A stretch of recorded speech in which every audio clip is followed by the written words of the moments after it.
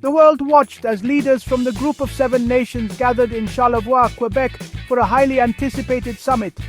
This gathering, hosted by Canada, brought together some of the most influential figures in global politics. Prime Minister Justin Trudeau of Canada welcomed President Emmanuel Macron of France, Chancellor Angela Merkel of Germany, Prime Minister Theresa May of the United Kingdom, Prime Minister Shinzo Abe of Japan, Prime Minister Giuseppe Conte of Italy, and President Donald Trump of the United States. The picturesque setting of Charlevoix provided a stark contrast to the weighty issues on the summit's agenda. From the ongoing conflict in Ukraine to escalating trade tensions, the G7 leaders faced a multitude of challenges demanding their immediate attention. The summit in Charlevoix marked a pivotal moment for international cooperation. As the G7 nations convened, the world held its breath, eager to witness how these powerful nations would address the pressing global issues of the day. The stakes were high, and the outcomes of the summit promised to have far-reaching implications for international relations, trade, and global security. The eyes of the world were fixed on Charlevoix, eager to decipher the diplomatic signals and potential agreements that would emerge from this crucial gathering of world leaders. The G7 summit served as a platform for dialogue and collaboration, but it also exposed underlying tensions and disagreements among its members. The leaders arrived in Charlevoix with differing perspectives and national interests, adding another layer of complexity to the already challenging discussions. The summit became a microcosm of the global political landscape, reflecting the shifting alliances, emerging power dynamics, and the ever-present need for diplomacy and compromise in an increasingly interconnected world. The conflict in Ukraine cast a long shadow over the G7 summit. Canada, holding the presidency of the G7 that year, made Ukraine's security a top priority in the discussions. The summit provided a critical platform for world leaders to address the ongoing crisis and explore potential avenues for a peaceful resolution. The presence of the Ukrainian conflict on the agenda underscored the G7's commitment to addressing global security threats and promoting stability in Eastern Europe. Canada emerged as a strong advocate for Ukraine, urging fellow G7 members to maintain a united front in support of the country's sovereignty and territorial integrity.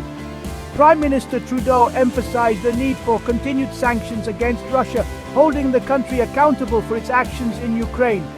Canada's unwavering support for Ukraine at the G7 summit showcased its commitment to upholding international law and defending democratic values on the world stage.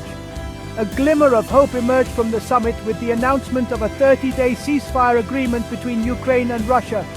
This fragile truce, brokered in talks in Saudi Arabia, offered a much-needed respite from the violence and a potential window of opportunity for diplomatic efforts. While the ceasefire represented a positive step, G7 leaders remained cautiously optimistic, acknowledging the significant challenges that lay ahead in securing a lasting peace in the region. Trade, a perennial topic of discussion at G7 summits, took center stage in Charlevoix, but this time with a palpable sense of urgency. The United States, under the leadership of President Trump, had implemented tariffs on steel and aluminum imports, sparking retaliatory measures from the European Union and Canada. These trade tensions, simmering for months, threatened to boil over, casting a shadow over the G7 summit and raising concerns about a potential trade war. The G7 leaders found themselves divided on the issue of trade, highlighting the growing rift between the United States and its traditional allies. President Trump, a staunch advocate for protectionist trade policies, defended the tariffs as necessary to protect American jobs and industries. However, other G7 members, including Canada and the European Union, argued that the tariffs were harmful to the global economy and undermined the rules-based trading system. Canada, heavily reliant on trade with the United States, emerged as a vocal critic of the American tariffs. Prime Minister Trudeau, while emphasizing the importance of the Canada-US relationship, pushed back against what he deemed an unjustifiable trade war.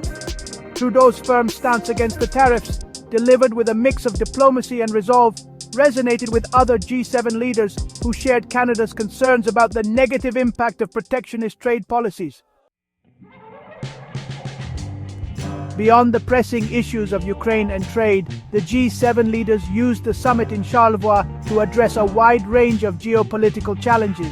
From the ongoing conflicts in the Middle East to the growing assertiveness of China in the Indo-Pacific region, the summit provided a forum for the world's leading democracies to coordinate their approaches to global security threats.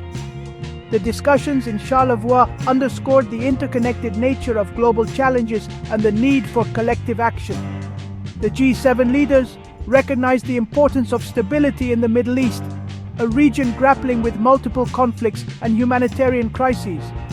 They reaffirmed their commitment to combating terrorism, particularly the threat posed by ISIS, and supporting efforts to achieve lasting peace and stability in Syria, Yemen, and other conflict zones.